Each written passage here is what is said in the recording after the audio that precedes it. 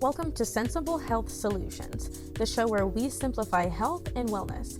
Join your hosts, Hallie Fields and Dr. Scott Luper, as they share practical tips and expert insight to help you navigate common ailments, nutrition, and overall well-being. Tune in for straightforward advice that empowers you to live a healthier life.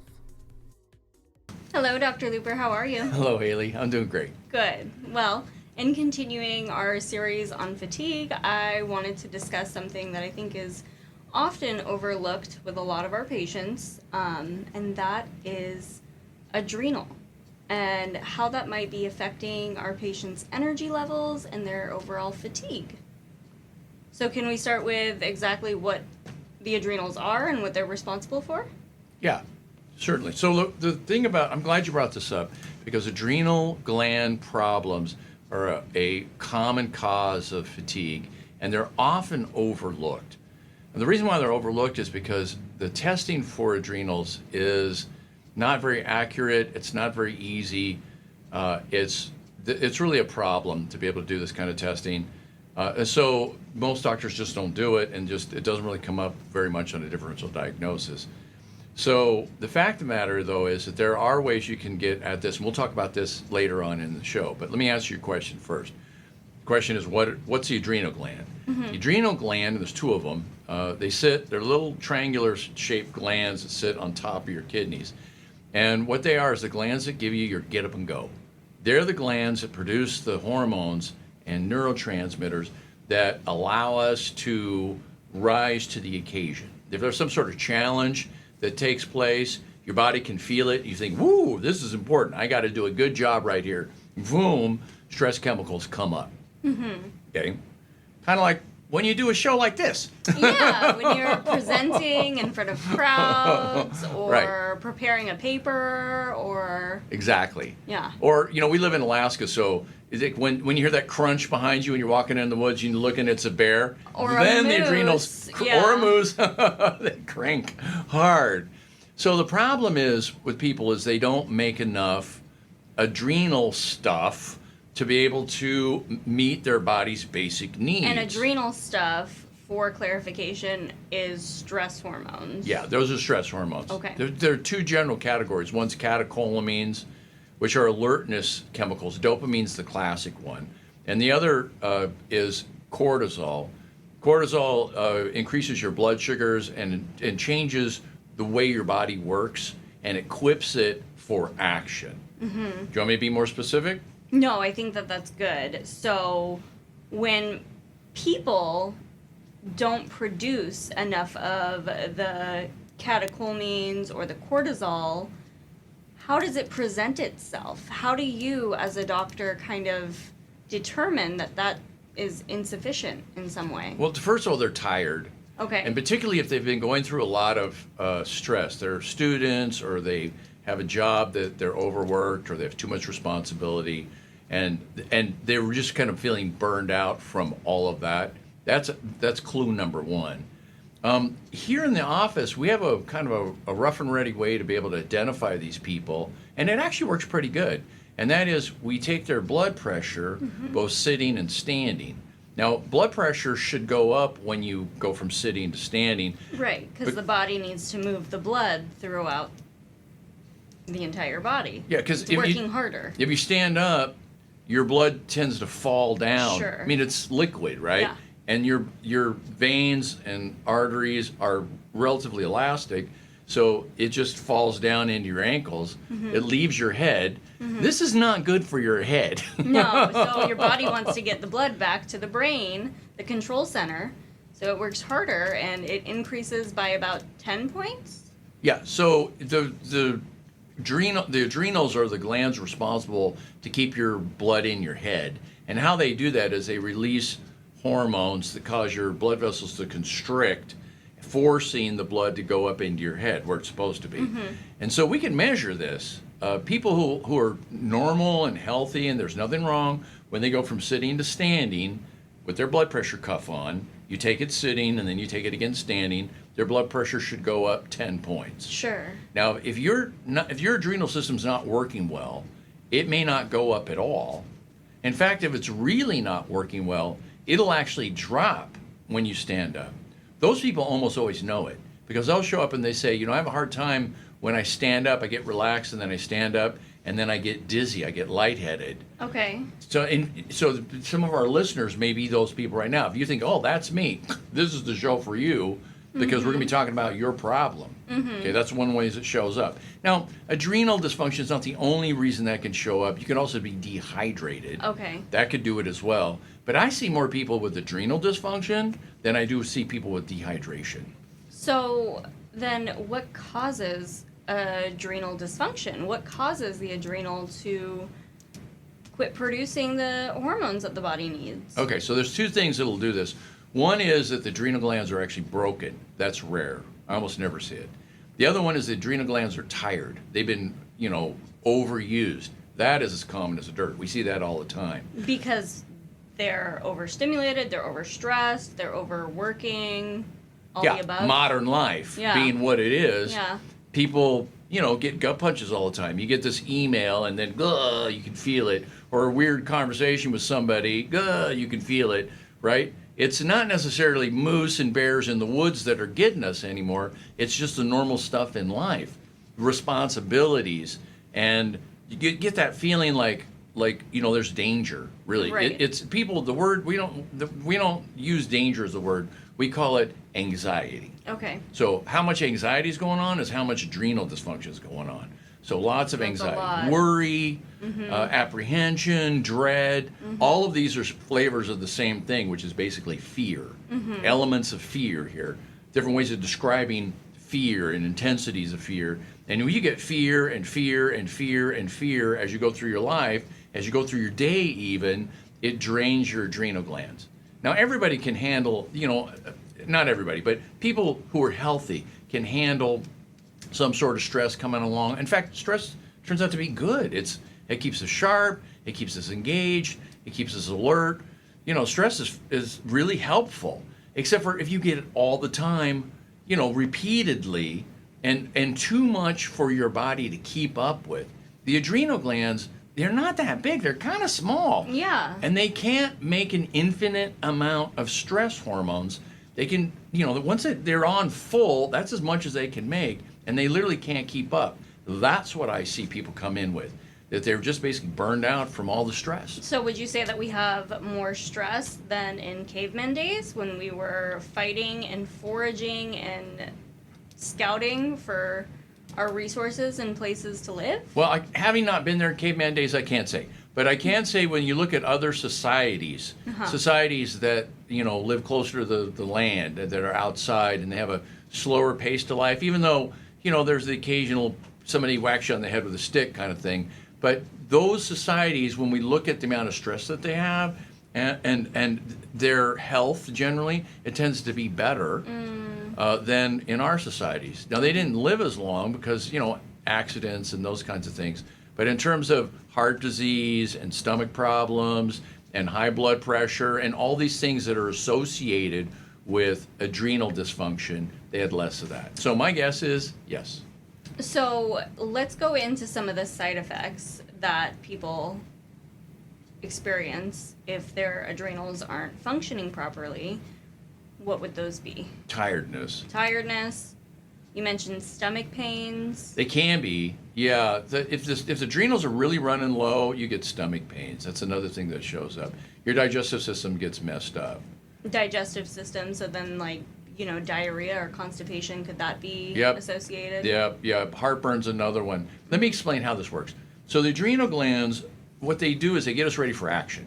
So they release our hormones, and then we feel these changes in our body. We get more alert. We get more kind of, nervous.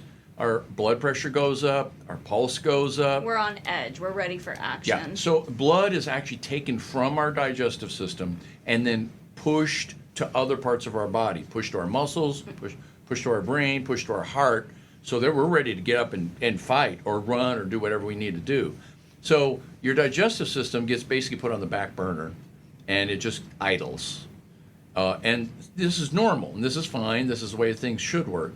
But if you do this every day, if you do this repeatedly every day, then your digestive system isn't going to get the amount of blood that it needs to be able to do its job well. And so what you're going to get is less digestion. Mm-hmm. You're going to get partially digested food. Mm-hmm. That means there's going to be leftovers. Yeah. Those leftovers make it down to your lower intestine, and it's food that the organisms down there can use for their benefit. Basically, manna from heaven is falling down upon them. Yeah. And they'll party. Yeah. They multiply. They have a great time. They make lots of bubbles. Bad bugs, feeding bad bugs. Right. All kinds of nastiness is taking place there. And so people with chronic adrenal insufficiency almost always have some sort of digestive problem. You mentioned that the blood pressure will decrease by 10 points. Is there any other temperature difference in low adrenal efficiency? So 10 points is not a magic number. They should go up by 10 points. Right. So they could go down by any amount of points. In reality, when I see people do this, and by the way, y'all can do this at home. All you need is a blood pressure cuff. You just sit for a minute, put the cuff on, wait for a minute, settle, then hit the little button. You let it run through its cycle, give you a number, write it down, then stand up, hit the button, go through your cycle again, and just notice the difference between the first two numbers. The systolic number. There's a systolic and a diastolic number. It's the systolic number we're looking at. Okay. So let's say, for example, you take your blood pressure and your blood pressure is 120 over 80. Classic blood pressure. Then you stand up. It should go to 130 over 82 or 5 or something like that. It goes, instead of going to 130, it goes to 125. Oh, you got a little bit of a problem there, huh? Mm-hmm. It goes, let's say it stays the same. It goes from 120 to 120. You absolutely have a problem, and you're already tired. Yeah. Let's say you stand up and it goes from 120 to 110. Holy moly, you're falling apart, Okay. right? You're having a hard time doing your life at all because you're so overwhelmed by everything. Right. There it is. Y'all at home can try this and see how you fit on this thing. Now, are there any differences in temperature? Not really. A little bit. Yeah, that's actually an excellent question, because the question is there a connection between the adrenal glands and the thyroid gland? Yeah. Now, so the thyroid gland sets your basic metabolic rate, and that is measured by temperature. And the fact is, yes. Yeah. As your adrenals start to fail, your thyroid glands, cooler. they're connected. It's Yeah. not a super tight connection. It's not a one-to-one connection, but they're related to each other. And they're related to each other because they're all parts of your body. So all the parts of your body are going to suffer. I mean, Would they run cooler or would they run Cooler. Okay, that's what I yeah, thought. they run cooler. Yeah. That's what it is. You tend to run cooler. Okay, The so temperature tends to come down. You mentioned testing not being as easily readable or direct. Yeah. What do you mean by that? So if you do a thyroid test, you as a doctor, you order the test. It goes to the lab. And they run the adrenal lab. is a part of the thyroid test? I meant thyroid. if I said adrenal, I used the wrong word. Okay. Thank you for correcting me. Thyroid test. If you run a thyroid test and then it comes back and you have thyroid numbers. If you run an adrenal test, it comes back, you can't make any sense of the numbers. And the reason why is this. Your thyroid produces hormone on a fairly regular basis to set your basic metabolic rate, so you can check it. Adrenals only produce on demand. Oh, okay. So the only way their numbers are going to go up is if you demand them. So is there a test in which somebody could be incited for yeah, a stressful situation? you can inject people with medications that will force the adrenals to produce. There is a test like that. Okay. It's not super helpful, not Okay. in real life. You can also just run cortisol, for example, and just check that. Except for if somebody came with a needle and got ready to poke me with a needle, like Of they're course gonna your my cortisol levels would go raise, up, yeah. and so they're artificially elevated. Okay. And doesn't really reflect the reality, because at that one moment, everything's working. It's not a matter of whether you can make cortisol or not. It's a matter of whether you make enough for your life to work right. And so the test really isn't that good. It's not that helpful. It may show you have adequate cortisol levels, but in fact you don't. In reality, you're not making enough cortisol. And that's how we see it. So the better test to do is to get also cortisol levels, one thing I forgot to mention is the cortisol levels normally are higher in the morning, lower as the day goes on. By nighttime, they're flat zero. There shouldn't be any whatsoever. It should. Because if there's any cortisol in your system, you're going to have a hard time falling asleep, because it's all about alertness. Right. So that's the way the system should work. Also, in the morning, how your body wakes you up is by having the cortisol levels come up. We talked about this a little bit when we talked about sleep disorders. Some people spike cortisol in the middle of the night, and they wake up in the middle of the night and they can't fall back asleep. So there's a little bit of wobbliness in the system. Anyways, the best way to check this is to do a test that measures your cortisol levels in an average way. So you can check spit, because saliva is made from your blood, and it takes about a half an hour to make some saliva, enough for you to spit in a little tube. So you get the average cortisol production over the last 30 minutes when you spit in the little tube. Okay. That's better than getting it for the last 10 seconds when somebody stuck a needle in you. Yeah. It's not accurate, remember? Right. Spitting in a tube is a lot less intimidating than being drawn. That's right. So there's less likelihood for it to be artificially elevated. Yeah. So that's one way to do it. Another way is you can actually test your urine. Okay. If you can empty your bladder and then let some urine accumulate over the next 10 minutes, 15 minutes, and then check that, you'll get the last 10 minutes, 15 minutes, half hour worth of urine production. And urine is also made from blood. It's basically filtered blood is what it is. So you can get a sense of what your hormone levels are by either doing a saliva test or by doing urine testing. And then you check periodically over the day.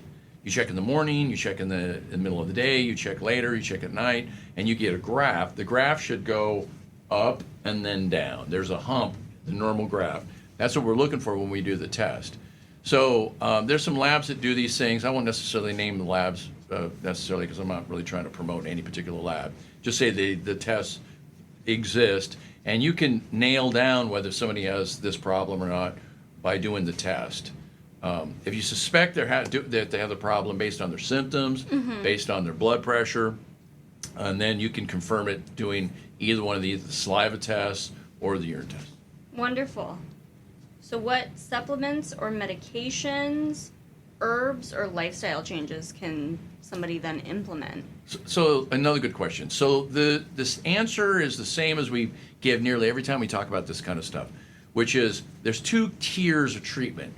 Tier 1 is what we want the body to be repaired and be able to run it on itself. So we assume that the body's capable of functioning, it just needs encouragement. So we could encourage and heal and support and feed and fluff and whatever, take care of the adrenal glands. Give them building blocks and do that kind of thing, right?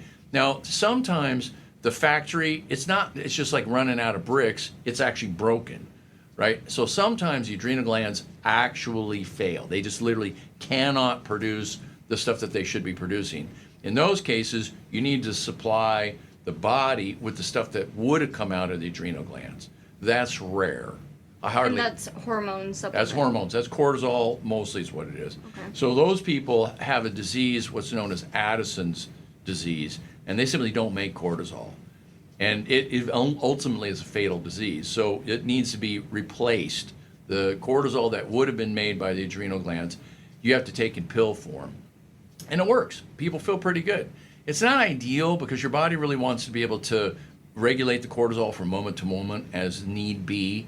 And if you take it in pill form, you're not doing that, but it's better than being dead. So there's that. So it's a kind of a unpleasant, not optimal. Let me say it that way. It's not an optimal solution.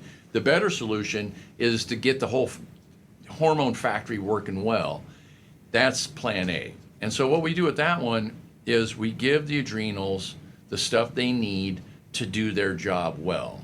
They need B vitamins, B5 in particular. It's a cofactor for the production of these hormones. They need vitamin C, super important for adrenal function. And they also need a whole bunch of other stuff, which is easily given to them by having them take adrenal powder. That is adrenal glands that have been ground up in a powder form. And so the stuff that we usually use, we have several products on the shelf, do a combination of stuff. There's also herbs and kinds of things that will be helpful as well. I can list the herbs off specifically if you want. If you could, yeah. Yeah. Glycyrrhiza is a super helpful one. Eleutherococcus is another one. That's Siberian ginseng. Let me give the Latin name and the common name. Glycyrrhiza is licorice root. Eleutherococcus is Siberian ginseng. Rhodiola tends to be helpful as well. I don't know what rhodiola's a common name is. I only know it as rhodiola. Yeah, I'm not sure either. So anyways, these herbs are particularly helpful. There's other ones as well. In stimulating the adrenal Yep, glands. exactly. They stimulate the adrenal gland to work better. So we do a combination of the herbs, the vitamin supplement kind of thing, and then ground up adrenal gland. And by golly, the stuff works fabulous. And it really makes a difference. Is there ever a resolution point, or are these supplements something that patients need to take for the rest of their lives? No, there's a resolution point. Okay. So really when you think about these things is they're all kind of food. And so you've been burned out by having to produce too much adrenal hormone. You can't keep up with the production. And so if you can simply enhance the production, you tend to feel better. Your energy comes up, and time takes its course, and things oftentimes will resolve a bit. The pressure will come off you a little bit, and you just kind of get used to the grind that you're living in. Maybe it's kind of a sad way to say it, but that's the world we live in. And then you do okay. So if somebody takes this stuff for 3 months, usually I can get it to where they don't have to take it anymore. Okay. Sometimes they have to take it for 6 months. Sometimes they have to take it forever. So it depends. But Yeah. most of the time, people will take it for a few months, and then they don't need it anymore. And how you can tell is when you quit taking it, you can't feel it. Sure. Now, when you first take the mix of these supplements, your energy comes up. And people will come back and they'll go, I cannot believe how much better I feel. This is like night and day. This is like absolutely fabulous. And then you have to be careful because their energy will come up so much that they have a hard time falling asleep at night. And so we have to go with a smaller dose or a more dose, depending on who the individual is. And I want to let them do the fine-tuning of the dose, not me. Yeah. Because I'm not close enough. You They can't could feel, it. exactly. They could feel it better than I can. So I teach people how to find their own dose. And then they'll take it for a while, a few months, and then I'll say, everything's great, right? So now stop taking it and see what happens. Cold turkey, just quit. And if they quit taking it and their energy drops and they're like, oh, I remember how I used to feel like this, I hate this. No, go back on. Yeah. Because you need it. How But long does it usually take to set into your system? till after you take it? Or for you to start taking it, is it like a 3-day, 5-day, week period? No, about 45 minutes. Oh, great. Yeah, it's Oh, not hard to wonderful. figure. Okay, so we have a few minutes left in this episode. I wanted to touch on overproduction of adrenals and if that could be a thing. It and is in fact, it is. What symptoms does that look like? So what happens if your adrenal glands are overproducing? They produce too much hormone. And so what you get is, actually a funny thing is you get tired. Yeah. You'd think you get all jazzed up, and maybe you do, but by the time those people make it to the doctor, they're not tired anymore. I mean, they're not, not opposite. They're not over energized anymore. They've gone into the tired zone. And so what happens is your blood sugars tend to run high. So these Okay. people often will have diabetes. Okay. The cortisol changes how your body looks, and what they'll get is a hump right here on the back of their neck. They'll actually get thicker, like a fat pad right there. More fat on the brown fat on the back? Or? It's the same spot for the Okay. brown fat, but they'll actually get this thick pad right there. Okay? Okay. The other thing is that the cortisol slows down our immune system, and our immune system is also responsible for repairing and cleaning our body. This connective tissue system. The immune system and the connective tissue system are, of the same ilk. They come from the same basic cell type, so they're closely related. And so when you shut that down, your body doesn't repair correctly, and it starts falling apart. One of the ways it shows that they fall apart is your skin gets kind of thin, and you'll start getting these purple lines in your skin where the skin's pulling apart. Now it still holds together, but you can see these striations is what they're called, these purple striations. Kind of like stretch marks. If you like your pregnancy, you get they're like that, except for they're places where they shouldn't be. And that's you falling apart. Also, you get osteoporosis, and your bones, given enough time, will start to collapse. This is not a happy disease. Yeah, it doesn't Not sound at all. like it's going down a happy path. Cushing's disease is what it's called. I don't know if I mentioned that. Okay. Cushing's disease is what it's called. So it's not that hard to find. Cushing's disease is the exception to the testing rule I told you. Remember I said testing's not that good? But with Cushing's, the hormones are high the whole time. So you can run a straightforward blood test, and they'll just be high. And now, boop, now you know you got the problem. And they'll be higher than normal levels. Yeah, if you would have been just excited about getting a blood draw, they'll be high or nervous about it. too. No, Cushing's is another level beyond Okay. that. So you'd be able to identify those numbers and know right from that. And Yeah. so with Cushing's disease, is it medication? Is it hormone replacement for the rest of their life? Well, or you got to shut down. is there a reduction, something? There's a number of different treatments to it. Sometimes there's medications for it. Sometimes what you do is you find out the reason why they're getting this overstimulation. I'll give you an example. I had a patient show up who had insomnia, and I did a thorough workup on him and figured out that he had too much adrenal hormone in him. And so then I had to figure out why. And in the long story short, we figured out he had a tiny little tumor in his pituitary gland. Oh. And that's what did it. So I sent him down south to get it taken out. Had to argue with the surgeons to do it, but eventually they did it. And it absolutely cured his case. But it also, he had kind of a superpower of being able to stay up all night and work forever and just do go all the time. He kind of got used to it. It was killing him, yes. But it was kind of nice while it was there. Yeah. And then he lost that. Oh. Poor guy. So then he had to readjust to normal working life. hours. Yeah. Yeah, like that. Wonderful. Well, are there any closing thoughts you might have on how to fix either low adrenal or high I'm going to say adrenal? something more about this. It's super helpful for you to do things that help balance your body's stress hormones. And really, the thing to think of is those stress hormones are there to prepare you for action. Now, in the old days, caveman days, you got a stick and you solve your problems by beating it into submission. You can't do that anymore. You go to jail, so don't do that. No. But you still need to act. You Yeah. still need to take act. No one has ever got better by me saying, you should relax. No. No, it's stupid. I'm never going to say it because no one can. How do you relax? I don't know how. So what you can do, though, is when you feel that the energy flow up, when the hormones are flowing, because you feel fear and overwhelm is what you feel. And then, I need to take action. As soon as I can, I need to go on a brisk walk around the neighborhood, or I need to ride my bike up the steep hill, or I need to work out in whatever, right? You need to do some physical You need to action. act. You need to act. One of the best things you can do is lace up some boxing gloves and punch a heavy bag, and it feels fabulous. There's such power in doing that, and it relieves the stress so much. So that's what I recommend doing. You want to talk about how to deal with stress? The way to deal with stress is to take action. Everybody knows the stress kills, but it doesn't. It doesn't, really. It doesn't. also helps you thrive. It also has evolved us and enabled us to live. Very much so. And Yeah. what kills is when you get the stress hormones and you do nothing. Right. That is deadly. But if you do something, it works its way out, and now you don't have a problem. So in our last minute, how important is sleep and adrenal function? Yeah, super important. Sleep is like a vital thing for everything.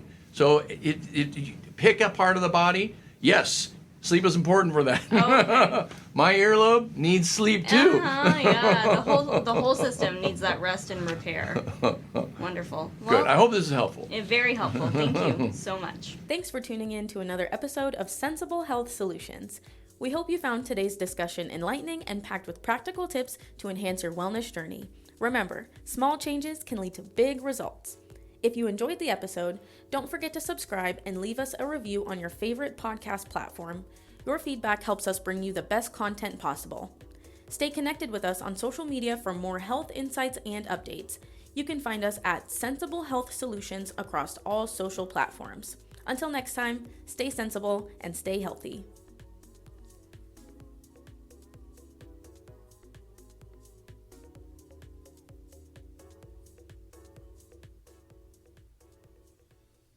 This content is for informational purposes only and is not a substitute for professional medical advice, diagnosis, or treatment. Seek medical advice from a healthcare professional for any medical conditions.